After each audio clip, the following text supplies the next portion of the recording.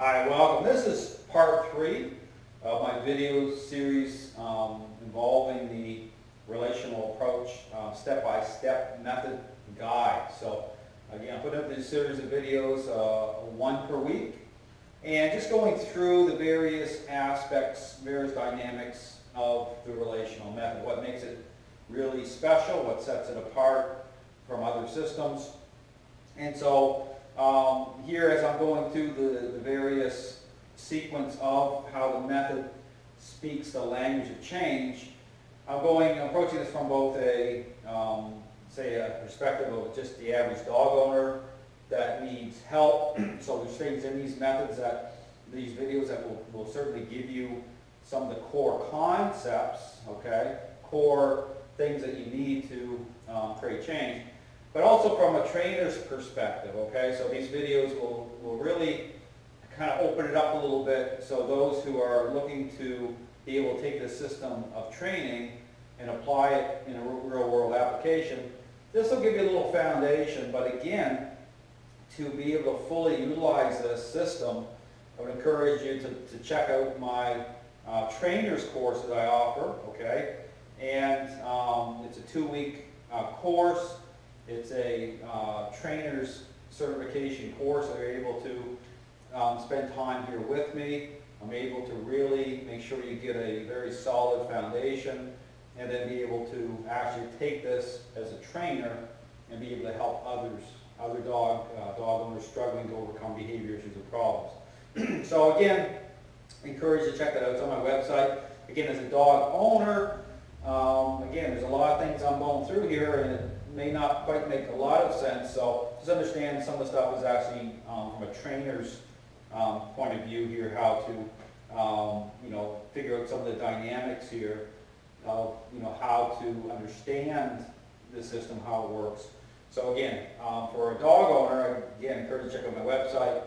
I have lots of great options there, right from coming here for training, home visit training, even Skype help. So there's lots of options there as well. So, but anyway, just go through here. Again, this is part 3.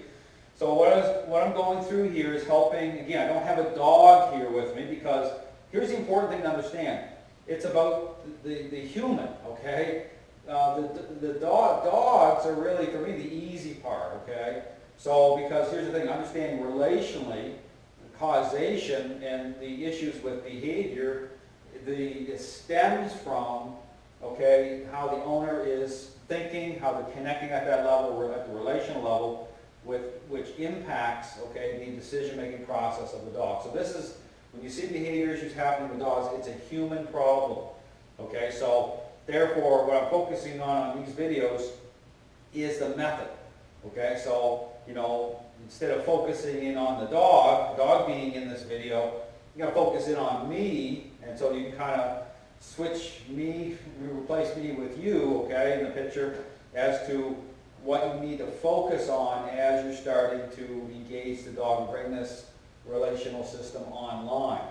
Okay, so again, I'm just going to go through a few concepts here in this video, but basically, okay, I went through on part 2, I was starting to go through the sequence, okay, I'm going to revisit that, the actual sequencing of the method, okay, again, it speaks language. Really important that the integrity holds together, okay? So the understand the issue about control is different. It isn't just about control and you're in a management situation in this method, with this method, okay? It's control which advocates or promotes change. Okay, so when you see a high level of control happening, and you'll see it on my other videos if you watch with me doing board and trains, and situation, you'll see me like using the leash like crazy, because that's holding together. The script is holding together at such a level that I know the outcome, okay? I know what it's doing. So therefore, near, say, day on a 2-week board train, day 13, okay, if I start to, create a little bit of separation, meaningful influence is taking hold. You see, the commands are taking hold, verbal language, the value of, speaking verbal language, that's aligning, it has meaning in it now.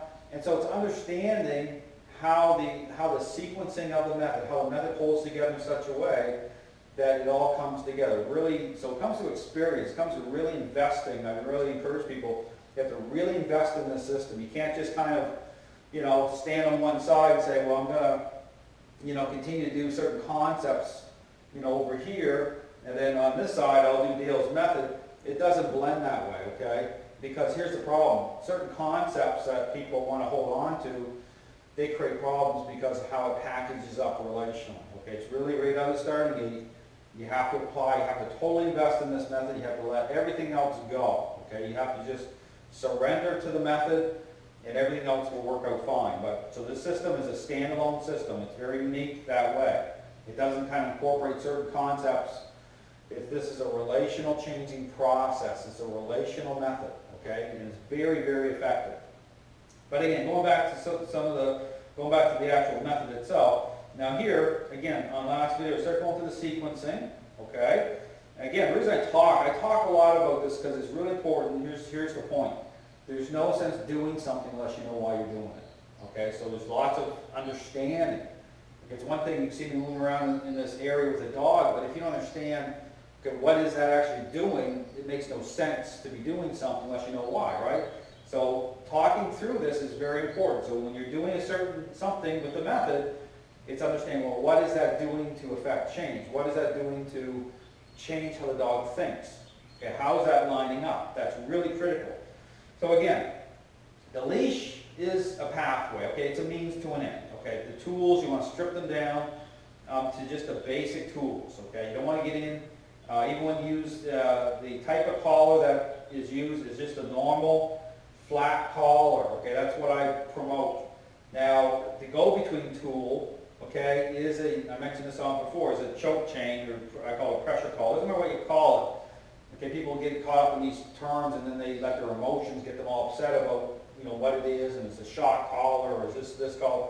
Don't go down that road, okay? The tools, okay, that you use have to align properly. So you want to strip everything down to the basics. But again, the reason you use a flat straight collar is because it has a natural alignment, okay, through how influence takes hold.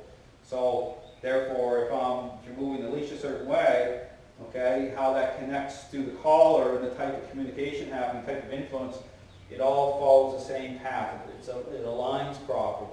But if I use a different type of a collar that tightens, and that can cause a problem because that's kind of disconnected from the person, because then it's the device that's manifesting a higher level of influence to how the device is made, then that can throw things off, especially for the dog, okay? But especially if the dog's holding a lot of control, that could send the dog up to too high of a challenge level, okay? So you want to use a flat collar to help to balance everything level, keep everything on a level playing field as a because the thing here is the reason you want to strip everything down to the basics is it promotes change properly. It forces people to invest in and change how they think, okay? It forces that, okay? But if you're leaning on a certain device, it doesn't set up change properly, and oftentimes it can cause a problem, okay? So this is why you want to strip everything down just to a normal standard leash, a flat collar, and perhaps a pressure collar as a go-between if I need that, because if the dog's holding a lot of control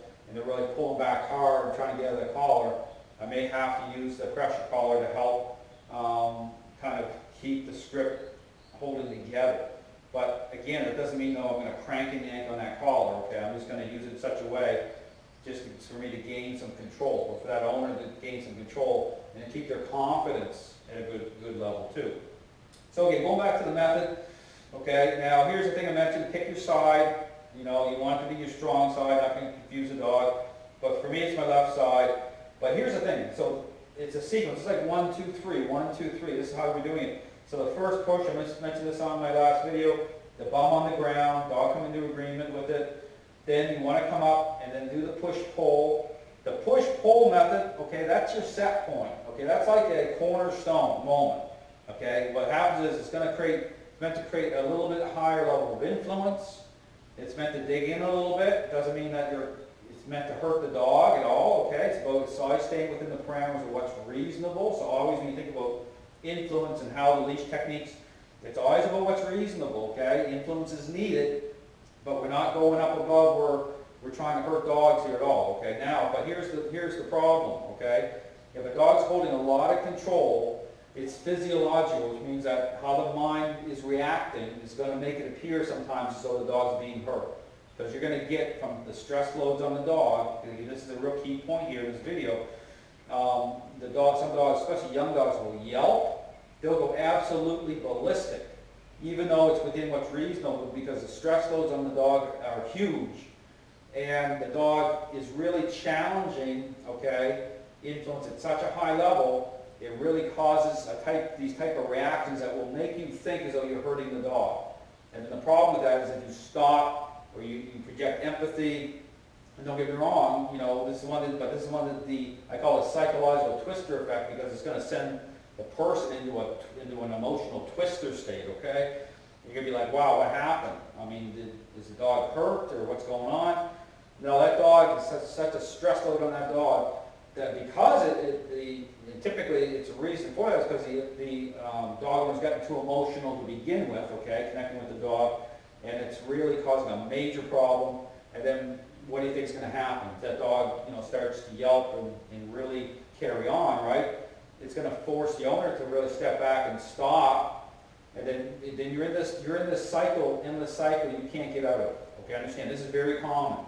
Okay, you just can't break it because your emotions are too far over on one side, and then you're going to get these reactions from the dog because the fact your emotions are causing the dog to gain control in the relationship. Okay, it's relational, and then you've got this endless hamster wheel that you just can't get. It's like a computer program that keeps looping. You can't get out of it. So you have to reconcile what's happening. This is really critical information for people. You have to. This is why issues like fear, aggression. It's how the dog's mind's pulling in. This is why you'll see certain approaches to training will not fix it. Okay, you can't fix it through a learning-based narrative. Okay, it's a relational problem. Okay, so this system can overcome it. Okay, because it's about people getting the right information, reconciling what's happening, changing how you think, and beginning to affect change. Get the dog to start to change how the dog thinks, lifts the stress loads off the dog. That's how you can overcome it. Okay. But just be aware, with young dogs, it's going to be a tremendous problem because it starts right away. It's a need. All dogs have the same kind of need. Okay, the level can be higher for some dogs, but again, it can be a tremendous problem. But again, going back here, so the push-pull, okay, meant to be the cornerstone, is meant to create a higher moment, okay? It allows me to switch the leash back into my left hand where I'm now just, relaxed, talking. And then this is where, okay, I'll do the little moments, the little taps with the leash. Okay, you'll see it as the dog is investing. Okay, now we talk about this issue of understanding the mind of the dog this way. Once the dog has a level of control in the relationship, you'll see that their mind, you're dealing with a higher level of separation of the dog's mind. Okay, you'll see the mind will pull out, they'll look crazy, okay, they'll be investing. And so you can look at that as like you're fading out of the picture, okay, the mind is shooting out, wrapping around. This is why what you're doing through the method is you're bringing influence online at those moments of separation. Now here's the key here, is be proactive in this, stay ahead of the curve of the mind of the dog. You shouldn't wait, you're not waiting for it to go up into the high levels. You don't wait for the mind to separate and then invest high. Just as the dog's starting to turn his or her head, that's when you're tapping the leash. You begin to engage, okay, ahead of time, because it's not a reactive. So a correction represents a reactive type of how influence is coming online. It's a reactive type of interaction. This is not. It's understanding, well, how do we, what are we doing here? How are we actually moving the relationship from point A to point B? Okay, it's relational, it's about relational change, right? And so the type of influence is different that way. It's meant to be proactive that way because we're interrupting prior to. Okay, so we're going deeper into the mind of the dog. So as the head just begins to turn, we're giving a little bit of a nudge. Now the type of nudge is not meant to be crank and yank, okay? If you watch my videos with me with the dogs, you'll see it just tap, tap, tap, the head turns in, and once the head's inwards, once there's an inwardness, then you stop, And what you're going for every time is slack on the collar, every time, because it's an interruption. It's interruption, it's like a little, like ringing the bell a little bit, tap, tap, and the head will turn, tap, and then slack here, stop, okay, and then you'll continue that, you'll continue the process, okay. You just, eventually, the dogs will just start to, the mind of the dog will just start to be inwards, okay. They'll be within a follower state. Now, here's the other thing. You don't want to always keep it tight because it doesn't make sense to the dog if the dog is coming to a follower state. Now, but if the dog is going downwards, you'll see this with a lot of dogs, because they have certain options. They're trying to work angles to try to make this stop. They're trying to assert challenge. Some dogs you see try to go low to the ground like this.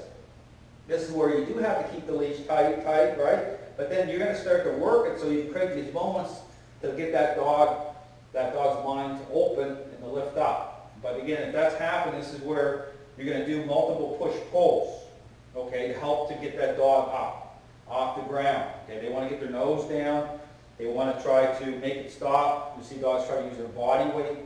You have to start to work the mind to get that dog to lift up. Okay, that can be very challenging, but you have to start to engage, push-pull. And I was working with a dog last night that was doing that very thing, and just the repetition and just continue to speak the language, the mind of the dog just started coming up, okay? So again, just to repeat, bump first, that's the first thing. You want the dog to settle in. Then you want to do the push-pull, okay? That's like your cornerstone, really good set point.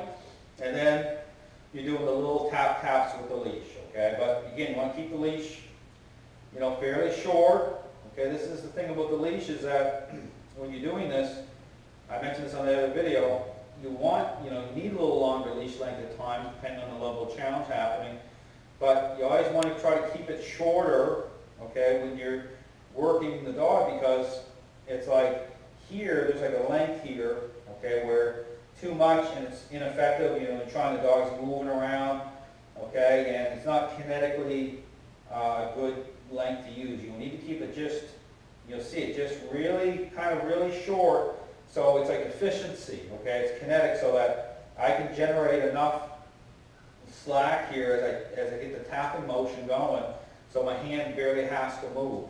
Too much, my hand's going to move around more and stuff, and the dog can take advantage of that length, okay? And you do this, try to figure out where, keep it fairly, probably go 3 inches here, 2 or 3 inches from right where the connection is here, and then start to generate your moments, okay? And these are like little hey-do's, like little follower moments. So as you're tapping the leash, you tap, tap, tap, and then what you're doing now, here's the thing, there's variance here, so the dog, when you're tapping, if the dog starts to, again, move and, challenge and everything, then you have to go back to the bum on the floor again and work the sequence. But work off again. I mentioned the other way, there's some variance. If you're working a dog that has a lot of control issues and they really start to, move around and challenge and everything, you have to just default, I always think, default back to the leash. Just get your hands out of there. Don't get your hands down here when the dog is going into a challenge state. You don't want the dog coming on, grabbing a hold of you or anything. That's going to affect things, okay? So whenever you get, the dog starts to launch into a level of challenge, default back to the leash like this, but keep it within the staging area until, some of that challenge begins to dissipate, okay? But keep control at the same time. Just don't let the dog, because he'll gain control if you do that. You have to still maintain control, but it's like making the dog kind of like an island unto themselves, okay? They're right here in my area, moving them around. That kind of releases, some of that challenge releases. Then I start to engage the dog again to the sequence, okay? I start working the sequence and back to the tap, tap, tap, okay? So anyway, I'm just going to end the video here. This is part 3. Every week, again, I'm going to be putting out a video just with me talking about the method, working through the various aspects of it. I encourage you to go back, and if you're just watching part 3 here now, go back into my YouTube channel and just start with video part 1, part 2, part 3. Just work your way through. Again, this is meant to give people some really good insight, information, dynamics. Again, if you're interested in the trainer side of things, You know, this is a tremendous system. It really will help you understand the mind of the dog at a deeper level, okay? It'll help you really understand, you know, what is the process, okay? Is it really a learning-based process, or is it something else? Well, it's a relational changing process, okay? So the methodology that's applied to this process, it's what creates change. It changes people that need to change. And if people are already thinking properly, then it lines it up properly. So it does everything it needs to do to get people to where they need to go in the relationship. Okay, just understand that. So anyway, thanks for watching, and I encourage you to watch part 4. So thanks very much.